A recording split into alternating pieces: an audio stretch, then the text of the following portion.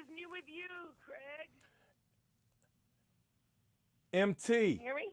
Michelle Tompkins in the Empty. house. How you doing? Very well, thank you. Good. So what's new with you? What'd you say? I said, what's new with you? What's new with me? Well, I got a new book out, and Yeah, I'm that in New seems to be a York, big thing. and I'm going to Chicago, and then to promote it, and then the weekend I'll be in Columbus, Ohio, performing. It'll be my first time performing there, so there's Oh, that. really? You know what? Wait, I could be lying. Let me think. You know what? I might have performed there a long time ago, but it's been a long time, so it feels new. So you grew up in the Chicago area. Correct. You? Uh, please tell me about your experience in school. Well, I was kind of an awkward kid.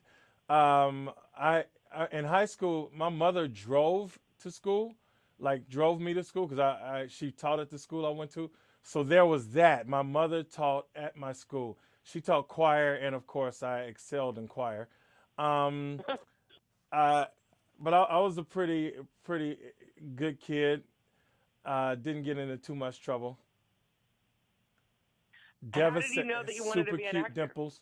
Um, Oh, God. oh, an actor. You know what?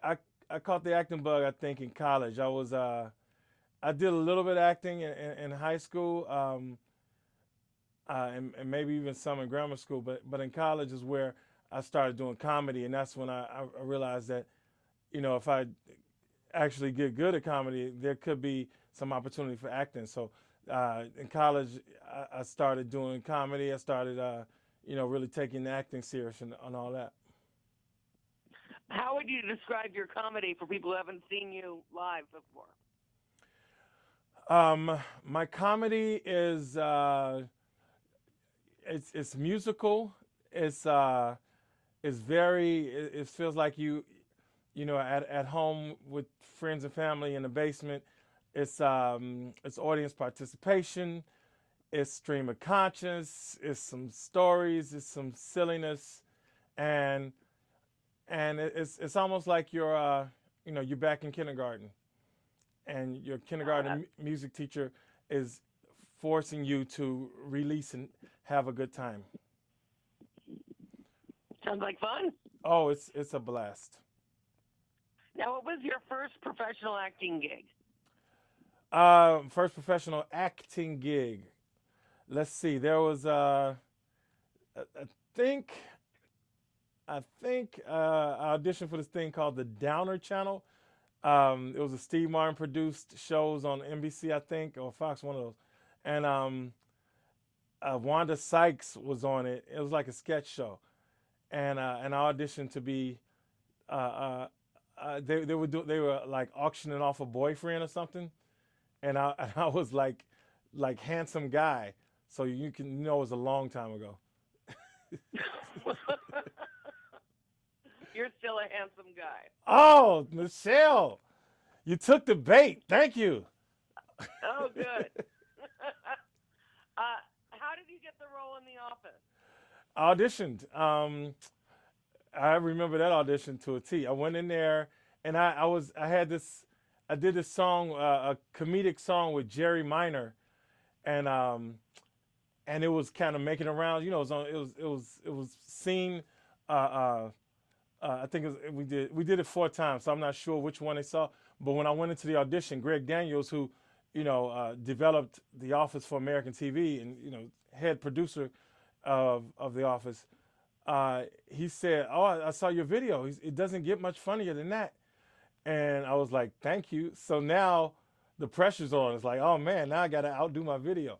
But I had to read one of those like talking head paragraphs, and and deadpan comedy I love and have loved. I love like Leslie Nielsen and Peter Sellers and Harvey Korman and all these guys. So I would so I went in and deadpan. I knew to do it deadpan, and they took to me.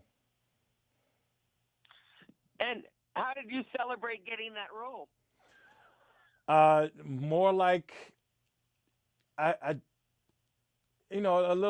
a little fist fist bump a little to my own chest.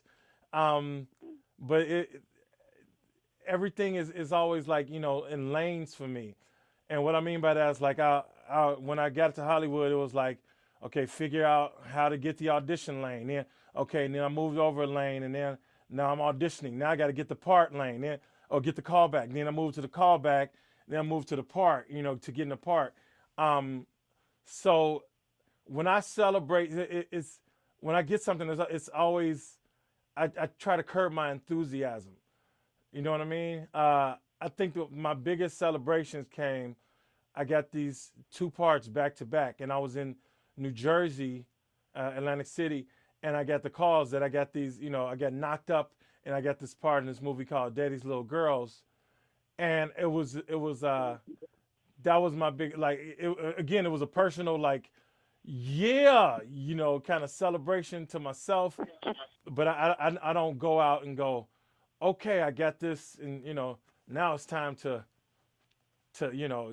drink and be merry. Probably because I did, probably because I did enough of that anyway. Do you ever watch your episodes in syndication? Uh, Not really. Like if it's on at a bar or something, it's really it gets real sentimental. I'll just be looking like, oh man, I remember that desk. But it's sentimental and it's hypnotic. If it's the office is on in a bar in the background, that's what I'm looking at, or what have you. So I've been meaning to get around to like binging, but I just do not. Well, what do you like best about your voiceover work? Um, Voiceover is awesome because there's a freedom that you just don't have in doing live action stuff. It's voiceover. You running in place. You kicking, screaming, and it's a lot of pitching jokes going on back and forth. Or pitching lines, whatever. It's a lot of fun. So I really like the voiceover process. Plus, you're not there that long, and you still get paid. So tell me about your children's book. Jake the Fake keeps it real. It's follows this character Jake as he awkwardly enters sixth grade, and he kind of fakes his way into this art school, music and art school, and then it's the journey of him kind of finding out who he is and what his real strength is, what his real talent is, through these weird teacher characters and his weird friends and his interesting family. So that's what it's about. It's I'm hoping that kids realize that it's okay to have fear, but don't let it stop you. Use that fear as energy. That's one of the things I learned just being a performer, like from going from just being afraid and busting through that fear to realizing that fear is there to lift you up, and it's disguised as fear, but it's actually energy. Now, are you a fan of the phrase "fake it till you make it"? Fake it till you make it. I'm familiar with the phrase, and I think at some point everybody has to use that phrase. So yes, I am a fan. So, who's the intended audience for your book? What's the age range? It's written towards middle schoolers, and and skews a little younger than that, I'm sure. Um, yeah, so right around there, probably fourth through eighth grade. And you had a co-author with it, is that right? Adam Mansbach. I would call him more than co-author. He's really did the heavy lifting here. He and Keith Knight is the animator, and he did some amazing work in there. But yeah, Adam, he's a published number one on the New York Times bestseller list guy. So I deferred to him a lot, and he really he's a genius. He showed me. I learned a lot from him. Is this a standalone book, or will there be more in the series? There will be more in the series. Yes. I mean, this was just Jake's first semester, so. Now, how do you like your fans to connect with you? Um, my number one is to I go out and do comedy, and that's the beauty of being a comedian and an actor. The acting, people will hit you up on Twitter or Facebook or what have you, and it's wonderful. But being able to go there and like entertain them and give something back and actually touch them, take pictures with them. That's my best connection there. Now, what is your handle on Twitter? Mr. Craig Robinson, Mr. Craig Robinson. Thank you. Now, what do you like to do for fun?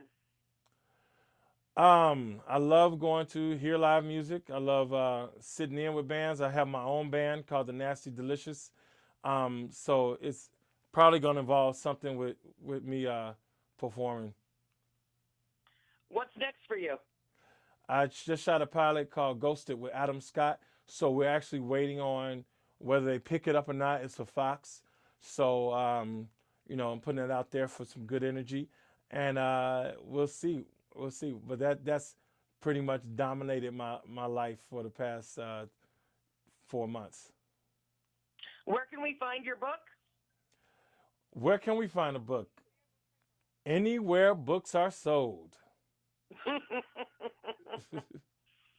Now, is there anything you'd like to add? Thank you, to your readers and people who are familiar with my work and for supporting me, and thank you for getting the word out. Thank you very much. Best of luck on your book and your show and everything else. I hope to see you live sometime. Thank you so much. Take care. Take care. Bye-bye.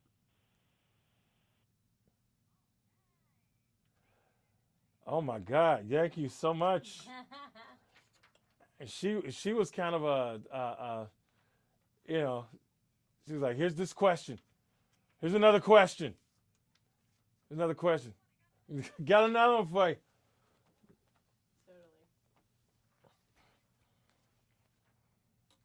Totally. I didn't mind it so much. It was definitely a style.